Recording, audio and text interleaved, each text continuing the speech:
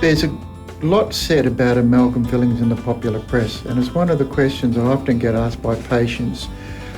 Should I keep my amalgam fillings? Should I have my amalgam fillings replaced?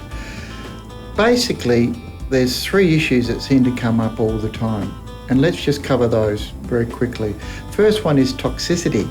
Amalgam is black, it's got mercury in it, and mercury's got a bad reputation as being toxic, but it is a naturally occurring element. The white fillings, which are the composites which are used as well, there's some questions about their toxicity. So the amount of mercury that you get from fillings is so little, as most people consider it to be not a safety issue. The other thing is colour, and of course composite fillings win hands down because they're tooth coloured. The third thing that comes up is how long do they last? Well, amalgam fillings probably last longer than composites. The problem is when you prepare the tooth to place an amalgam filling, you often remove quite a bit of tooth structure, and that weakens the tooth. And because we live so long, whereas our parents and our grandparents, they used to lose their teeth and have dentures put in, our teeth have to survive maybe up to 110.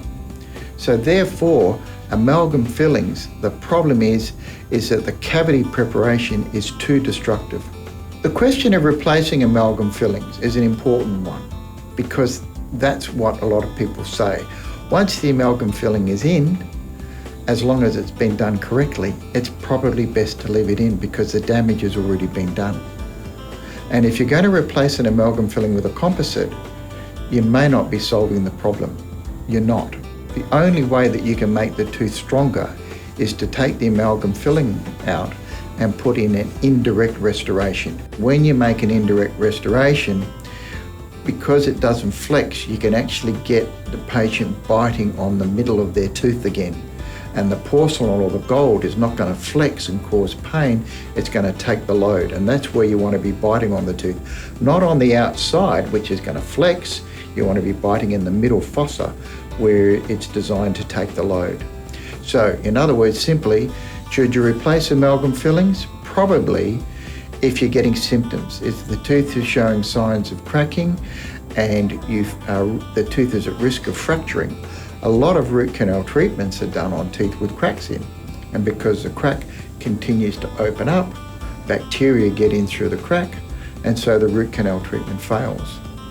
Even if you put a crown on the tooth to try and hold the tooth together, the crack can still open up, and the tooth can eventually split over a number of decades, and the tooth can be lost.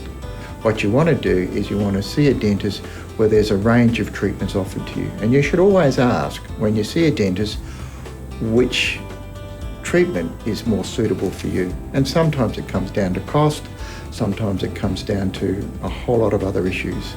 So each case has to be decided on its merits.